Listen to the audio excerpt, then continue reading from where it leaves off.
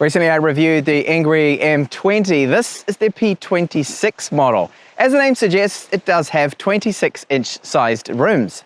Now this bike from ENGWE does come really well packaged up, so there's a lot of padding around everything, and they've taken quite a bit of care of it too to make sure some parts of it are not going to be damaging the frame. So you can see here they've put a little bit of rubber around this. That's good to see, and plenty of protection around the fork and everything using that foam. Inside you'll find our front mudguard that we do need to attach. You need to screw that into place. We've got some pedals there from Walgo, our 42-volt charger, tools, and a UK power plug adapter. The tyres I've used here are a cross-country style tread pattern. They are 1.95 inches wide, and the brand, Chaoyang. I've seen a lot of Chaoyang tyres on these Chinese e-bikes. And the disc brakes, well, they are mechanical disc brakes, cable pull 160 millimeter. We do get these metal mud guards, both front and rear, and a front headlight with reflector. It's sufficient enough to light the path up ahead of me. It's not super bright, but adequate. The P26 does have a front shock that's got approximately 40 millimeters of travel. There's a lockout on it, and even adjustable compression. Now the best thing about this bike is this, its huge battery capacity. It's 17 amp hours, which is a mammoth size for this style of bike. And paired up with the 26-inch sized rims, they claim you can get up to 100 kilometers, and I'm not actually that far off it, which is great to see. So the battery, you have it locked in place here with a key, so you get a spare one, and you can remove it to completely pull it out of the bike, charge it inside the house or office if you need to do that. But bear in mind the charge time, because it's so large, is going to be quite slow. It's around about 8 hours to fully charge the 17 amp hour battery. For pedals, I've gone with a known brand, Walgo pedals, and our kickstand, well, it holds the bike up well and it doesn't rattle about. Bike rack is included with a rear tail light that is hardwired to the bike, so via the light switch you can turn those lights on and off, and it's reasonably bright. Great to see that we do have it. And we've got a motor here that's a rear hub motor, 250 watts, 40 nanometers of torque, 5 pedal assist levels, and a top speed of 25 kilometers per hour. And then very standard here, we've got Shimano tourney for derailleur. The cassette is Shimano as well. We have 7 speeds with it. The chain, that is a painted DG chain and a plastic chain guard around the front crank.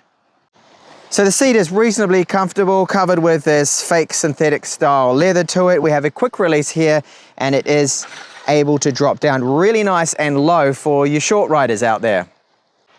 The frame does feel very solid. It has this matte, nice paint job and finish to it. Welds are looking very good, and no flex so far in all of my time riding it. Handlebar height is adjustable because you can raise it up or down. We have a little bell, better than nothing, and then our adjustable pedal levels right here. Up our pedal levels, down the pedal levels. We have a power on button right here at the bottom. Lights on and off, and then right here. It's a little hard to see, the bell's in the way, but this is to cycle through our trip computer.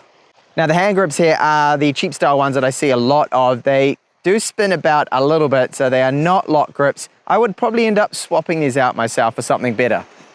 Brake lever feel is okay, a little bit spongy because it isn't hydraulic there, and I wouldn't really expect it at this price point for what it sells for. So we do have this grip accelerator. Now it's disabled when you get it out of the box, the EU versions. You do need to unlock this if you want to use it like right up to 25 kilometers per hour. So it's twist style, and you do have to be careful when you enable it that you don't accidentally turn it, because the bike could just take off on you. Shimano standard gear selector here, 7 speeds, so this is to go down the gears then up them. It does the job. Nice large clear screen here, so you can make it out in direct sunlight right now. And we've got our battery gauge here, speed, pedal assist level, so from 0 right up to 5, and you can see I've done 46 kilometers at the moment. Now I ended up doing 39 kilometers and only losing 2 battery bars, so it's pretty impressive the kind of range you can get out of this bike because of that huge battery. You can also make out this display in the dark too because it's backlit. And what is the P26 like to ride? Well, we've got a nice large frame, so plenty of room for my legs. And if you want the specifics of the rider heights, the geometry and everything of the frame, check out their website for all that kind of information. Now it's using that speed sensor, and I'll just demonstrate how it works when I get on the bike here, that when you start to pedal, it takes sometimes a little while to detect that. So I start pedaling and up to about 4 kilometers, around the 3-4 mark, there we go. It's giving me now that power. You can hear the motor a little bit, so it is that 250 watts, and it will take you up to 25 kilometers per hour in the pedal assist level 5, which is what I'm using right now. Now once you go over the 25 kilometers per hour, it will cut out, of course, then you're on your own. But top speed's pretty good the way it's geared. So we've got those 7 gears from Shimano that I showed you before, and I'm able to easily get up to around about 33 and even sometimes about 34 kilometers thanks to the 26-inch rims. Now it's a smooth ride. You can adjust the handlebar height. So I'm in a rider position that is relatively upright, and it is quite comfortable. The seat's comfortable, and overall this is a great bike for city commutes, bike lanes, getting to A to B, and the distance that you can get out of that 17 amp hour battery is absolutely fantastic, and more on that later in this review. So this is what is going to really aid the range of this bike, the P26, because I'm doing about 28 kilometers per hour, almost 30 now on the screen. I'm not touching the motor. It's not using any battery, and I can happily cruise along at this speed. If I get into the 7th gear, so top gear now, easy just cruise like this, not even using the battery. And then when the motor kicks in, boy do you notice it, helping me out on this gentle little climb right now. How about the gear shifts then? So Shimano shifter, Shimano gears, cassette, very good, no problems with it. It is a new bike, so I should not have any issues going up or down the gears, and I don't. Typical Shimano.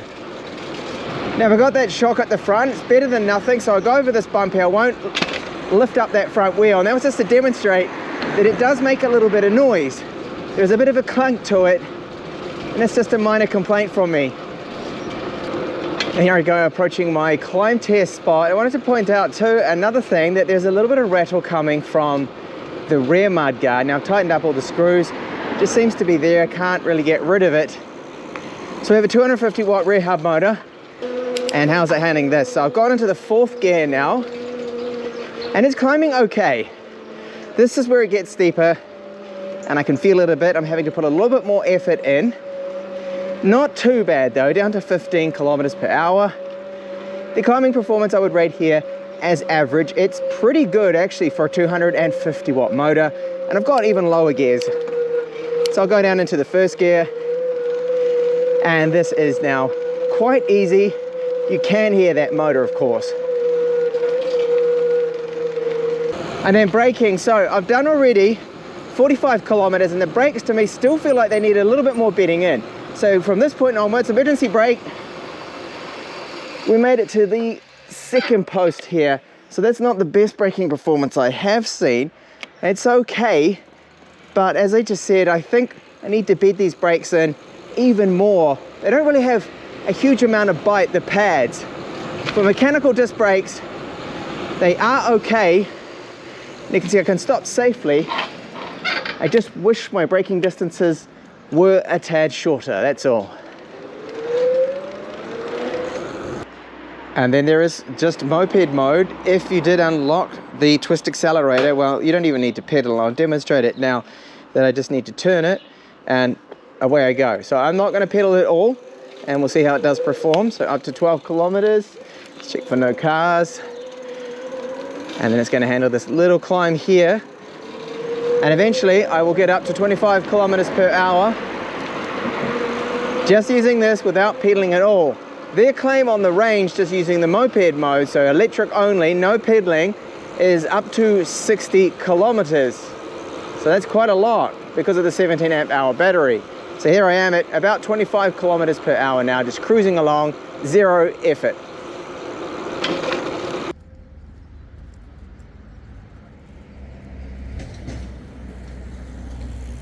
So the range is looking excellent. I rode for about 39 kilometers, only lost 2 battery bars from that, and that is impressive. And I can see, I've calculated that this should be able to do around about 80 to 90 kilometers with my kind of riding here. So a few smaller climbs, mostly on the flat. And of course, when you do ride over 25 kilometers per hour, the motor cuts out. You don't use the battery then too. So if you're riding on the flat a lot, you're in the 7th gear and you tend to ride around about 30 kilometers per hour top speeds, which I think is achievable for most people, then the range on this is going to be phenomenal. It's so good because it has such a large 17 amp hour battery.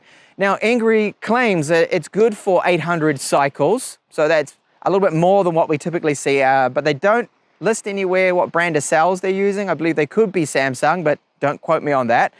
The bike rack's good to have, the lights that it's got, comes with the mud guards. So it's a bike for city commutes, A to B, but at long distances, definitely this bike. So the weak sides of it, the weaknesses are the braking performance. I still don't find it to be that amazing. You have to apply a lot of pressure on the levers there. You got to really pull hard on them to brake. But it's not dangerous or anything like that. You can still brake just fine, but I just wish it had more bite, the pads that they've used with these 160mm disc brakes. The other is there's no lock grips. The front shock sometimes makes a bit of a clunking noise, and we do get a little bit of rattle that comes out of the metal mud guards. They're minor little things here, but overall, for the price it sells for around about €1,000, you can't really complain, especially the fantastic range. It's really all about the amazing range that you'll be able to get and achieve out of the P26 here. So thank you so much for watching my review of this ENGWE P26.